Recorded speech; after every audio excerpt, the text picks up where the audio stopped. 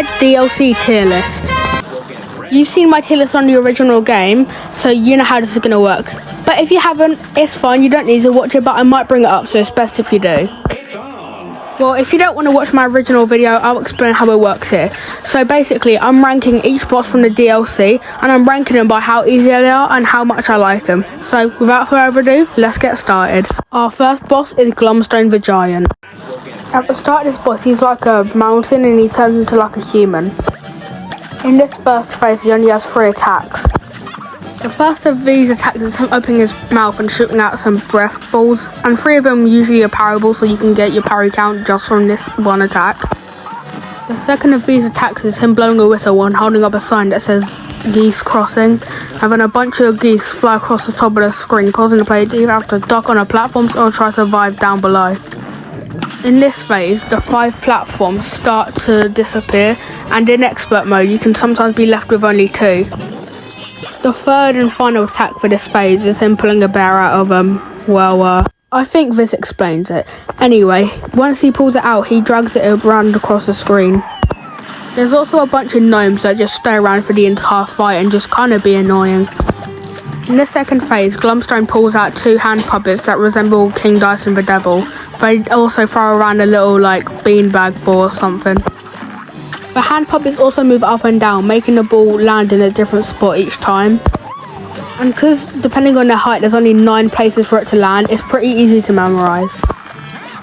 There are also gnomes that watch from the background, and sometimes they can crawl under the floor and shoot themselves up, landing in the player's current location. Also, some of these gnomes can be parried, but by the time you get to a place where you should be able to parry them, you probably already killed them anyway. For this phase, I'd recommend either Crackshot or Twist Up. When you beat this phase, the puppets get damaged and he brings them off stage. Then he breaks the floor and eats the player. And also, because there's no time limits, if you have like enough EXs, you can stall out there for a while. When you land in his stomach, there's a stomach ulcer which becomes a new thing you have to attack. Like in the first phase, there's 5 platforms you have to stand on. Unlike the first phase though, instead of platforms disappearing over time, they disappear when he throws a chicken leg at him. And the only way to get him back is by parrying the platform when he throws a bone at it instead of a chicken leg. The gnomes also shoot out blow dots from the sides of the screen, with some of them being parryable. Well, that's our first boss down. This boss is supposed to be the first one that you face in the DLC, and I think it does a really good job at introducing you to the DLC, so I'm going to put an A tier. And I'm also not going to put a billion B tiers this time. Our next boss is Mortimer Freeze. First thing I want to say, this music goes hard, bro. Like when you hear this music, you just feel like you're in a cold place, which, well, this boss is. He also has 3 attacks in this phase. Those attacks are the mini icicles, the tarot cards, and a whale attack. When you beat this phase, he dashes over to either the left or right side of the screen and rings a bell. When he rings a bell, a snow golem encases it and breaks through the chains that it was used to probably like keep it in captivity or something. In this phase, he has a total of 3 attacks. The first attack is turning into a refrigerator and opening out, shooting out ice cubes, which they have 3 sizes, either small, medium or large. The small ice cubes he doesn't shoot out. The medium ones, when they hit the floor, they turn into the small ice cubes. And the large one splits into 2 medium ice cubes which split into the small ones. For the second attack, he slams his fist in the floor, making swords come out, and for the third attack, he either rolls or bounces across the screen. When you beat this phase, you have to jump off a couple of platforms, and then at the top there's 5 rotating platforms, which is now the floor for the next phase. Again, like every other phase, there's 3 attacks. The first attack is him shooting out 3 buckets, which when they hit the side of the screen turn into 3 moons. Also, one of these buckets can be parryable. I'm just realising now how much the number 3 is important in this fight. There's 3 phases, 3 attacks per phases, 3 buckets, 3 moons. The second attack, he rolls up his body halfway and shoots at his eye, which shoots at lasers. You guessed it, 3 times. In the final attack, Mortimer spins around the screen and spawns, you guessed it, 4 ice creams. Yeah, no, not 3. He also occasionally swaps sides and sometimes also goes upside down, so yeah, a bit disorientating. Well, anyway, that's the second boss down. Let's move on to the results. This boss is good, but it kind of ends quite quickly, so that's why I'm going to put it in B tier. And trust me, I'm only going to put like 1 or 2 more in beta. I'm not going to put like 500 more, I promise. Now on to the best boss, the Howling Aces. As soon as you start this fight, you get introduced to the 2 main bosses in this fight. And then shortly after, you get introduced to the rest of them because they shoot out tennis balls from the little like hatches in the plane. And one of the attacks that he does, he pulls out Katzenwagen from Werner Werman and shoots 3 yarn balls out to play, causing the player to have to duck. In the second attack, he comes down on the other side of the screen and uses his bone tattoo to shoot out 3 bone tattoos. Either 1 or 2 of them can be parried. Instead of being in a plane or standing on a normal floor, you're standing on a plane that's flown by like Canteen Shoes, which is the pilot that has been with the whole game, that gave you the bombs and taught you how to fly. When you beat this phase, the plane explodes and the 4 pups eject themselves and they become the new thing you have to attack. The 4 puppies shoot out letters that spell the words bow wow. And also all 4 of them are circling the plane, and one by one they get defeated. You can tell but that they're nearly done because their like jetpack smoke turns grey. Once you defeated all of the puppies, the plane that you saw at the very start of the boss comes back and grabs onto the screen with its like big paws. And there's 6 hatches on the side of the paws which shoot out lasers which the player has to avoid. Anyway, hold on a second, she flips the entire screen? Yeah, she flips the entire screen, and that's what makes this boss my favourite. And also, some people get tripped up because they don't know that you still move normally when the screen's flipped. That's why lots of people die at this phase. The flipping is the main actual attack, so there's only over 2 attacks. When she's sideways, the attack is her shooting out a bunch of dog balls. The red ones go like across like where the floor area is supposed to be, and the yellow ones float in the air. And I've already explained how the right side up and upside down attacks work, so that's this boss defeated. Now you already know the ranking, but we still have to go through results anyway, so. I really love how unique this boss is, especially the final phase, so that's why it's going in S tier. Now for the opposite end of the spectrum, it's time for the worst boss, Esther Winchester. At the start of this boss, she comes out of a saloon. When I first played through the DLC, this was the boss I beat last, other than Chef Saltbaker, because of how hard it was, I just couldn't beat it. You may think this isn't hard because she only has 2 attacks, but other than those 2 attacks, there's just stuff everywhere else. The attack she does is the snake oil and the cactus lasso attack. And the attack she doesn't do is the dynamite attack and the mini cactus ball attack. When you beat this phase, she goes back into the saloon for one final time, and then she pulls up with a vacuum and starts sucking in like treasure and stuff. Once she's done sucking everything up, she turns her vacuum into like a gun and starts shooting it out as safes. There's also a chance for some of the stuff that comes out of the safe to be parryable. Once you're finished with this phase, her vacuum malfunctions and sucks her in. And then the vacuum turns into like an oven, and then she turns into a bunch of sausages. In this phase, you can either run across the floor or fly. She also shoots out steaks which have a chance to be parryable. There are also cans of sausages that shoot out the sausages when the player either goes above or below them. Actually they're beans, it says it on the can, get it right. Mate, are you sure you want to do this? Because I've got an upgrade. Oh crap.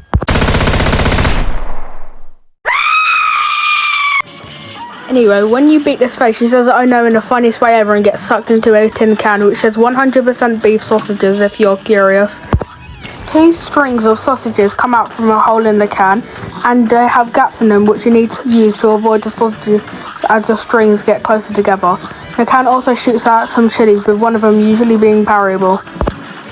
If you camp in the top right corner, a bunch of the cans of sausages from phase 3 appear.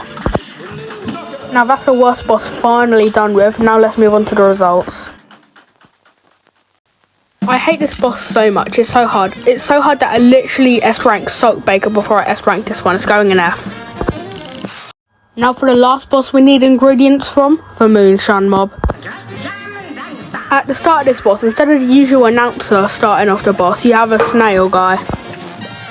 In this phase, there's only 3 attacks that the actual boss can do.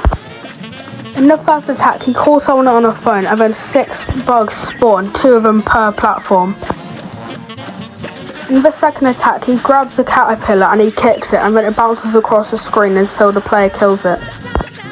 And then his final attack, he spawns a bunch of bombs. There's also ant cops which shoot out bug spray.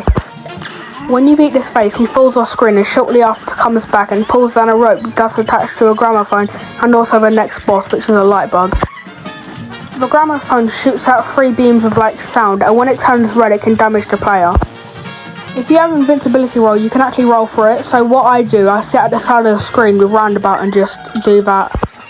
When you beat this phase, she runs to either the left side or right side of the screen and starts crying, but quickly she just comes back and leaves the screen, showing she was just fine. And then a giant anteater comes with the announcers now under its hat, breaking the middle and top platforms, becoming the new boss. The anteater can shoot its tongue either on the left side of the screen, and then shortly after it comes back on the corresponding side, and it shoots its tongue out, and then grabs the bees and bugs from the first phase. And like the caterpillar from the first phase, it starts bouncing around the screen till killed. Also, this tongue can be parried, so if you're about to die, you can quickly parry the tongue to get away. He also can trick you by shooting his tongue only halfway, which I admit the first time I played the DLC did catch me off guard. After this repeats, you get a knockout and you think you've beat the boss. If someone's playing for the first time and get the fake knockout, usually I stop moving and die. When you actually do this boss, the announcer clears its throat before saying knockout, showing that it hasn't been here the entire fight. I personally really like this boss, but because of how easy it is to cheat the second phase, I'm going to put it in C tier instead of B or A. Now for the final boss, Chef Saltbaker. When you start this fight, you see that Chef Saltbaker is now huge somehow. In this phase and the second phase, all his attacks are based around the ingredients that we worked hard to get for him. In this first phase, there's 5 attacks, 4 of them being the ingredients and 1 of them being the fireball that jumps down occasionally from the top. I'm going to do a quick speed round of me explaining all the attacks. The first attack is the sugar cubes, where sugar cubes come on screen in a wave-like pattern, one of them being parryable, with the strawberries that come down from the top of the screen being kind of hard to avoid. The third attack is the limes, where limes come from the side of the screen, either on the top or bottom, and then they go to either the top or bottom depending on where they were spawned. The next attack is the dough attack, where he cuts out dough animals which bounce across the screen. When you beat this phase, he slams on the table and puts a mushroom inside his head, which makes him grow even bigger. Then he picks it up in his hand, and that's the new floor. There are now pepper shakers in each corner which you need to deal damage to attack Chef Saltbaker. These pepper shakers can shoot out either a grain of pepper which can be parryable, or like a little bulb thingy. Whenever in phase 1 where I said he uses the ingredients for attacks in phase 1 and 2, well the ingredients he uses here is the pineapple mints. Also the fireball from phase 1 is still here, so that's kind of annoying. When you hit him with enough pepper shakers, he starts breaking and the screen gets covered in salt as it transitions to the next phase. In the third phase, instead of having a fire on the floor, there's now a saw blade.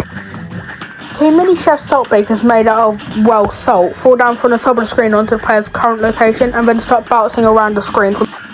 When you beat this phase, the 2 Chef Saltbakers just kind of dissolve on the floor, and in the back you can see Chef Saltbaker's heart, like, appear, and the floor disappears and you have to start jumping on platforms to survive. This phase is one of the ones where I actually recommend using Chaser. Anyway, Chef Saltbaker's heart bounces across 2 pillars of salt, going up and down across the screen, and you can also be parried. Parrying doesn't do any damage, trust me, I checked. After you do that, you've beat him. You've beat the DLC. Chef Saltbaker is a really good final boss. It almost might be better than the devil, so that's why I'm going to put it in A+. Oh hey, welcome to the end of the video. Psych, this isn't the end of the video. We still have so much more to cover. We still have the King's Parry Challenge and the secret boss. So without further ado, let's get started into those. Yes, that's right, we're doing the King's Parry Challenge first. But instead of doing it how I normally do it, where I do each individual boss, instead I'm going to do it each boss like together and just rank them as I go. So let's see if this works. So the first boss of the King's Parry Challenge is the pawns. At the top of the screen on a shelf, there's 8 pawns like there would be if you play normal chess. They all take their individual turns at jumping down onto the player. Once you parry all the heads, you defeated the pawn, so I'm going to put it in C tier. Okay, the next boss is the knight. The knight takes 20 parries to kill. The knight has 3 attacks, the dash attack, the slice attack, and the slash attack.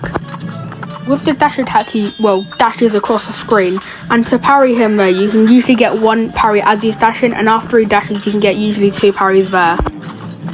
For the slice attack, he crouches down and slices his sword up. Before his sword goes back up to its normal position, you can get one parry in. And for the slash attack, he lowers his mask for 1 second and then slashes across the screen in a semicircle-like pattern. You can get two parries in when he's recovering, and one parry if you're good at timing, or when he's raising his sword up. Also, if you stand too far away from him, he taunts you.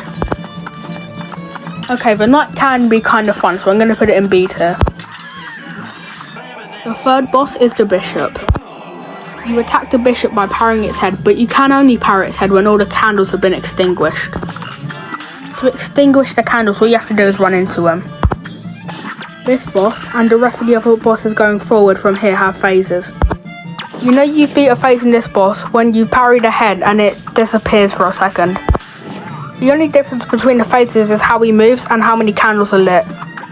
In the final phase, all the candles are lit. And either if he is parryable or not, he shoots at bells. I don't really like this boss, it's my least favourite out of all the King's parry challenges, so I'm going to put it in D tier. Now it's time for my favourite boss out of the parry challenges, the Rook. In this fight, the Rook is seen sharpening his axe, and as he sharpens his axe, heads pop out, either skulls or parryable heads, which you use to shoot back at him to damage him. In the first phase, he doesn't shoot at any sparks and barely any skulls. This phase usually lasts around one hit. In the second phase, he occasionally shoots at sparks and shoots at skulls a bit more often. In his third phase, and also the longest phase, he shoots at sparks a bit more often, same with skulls.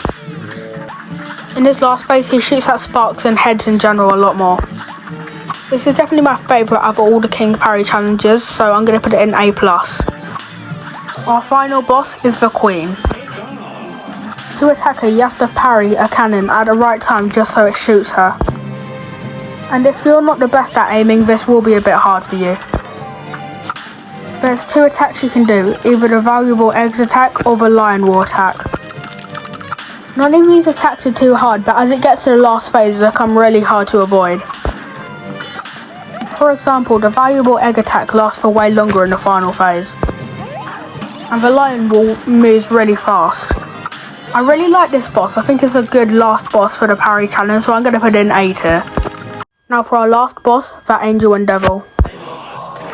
The first thing you may notice is that when you turn, the Angel and Devil also switch places, with the Devil always facing you.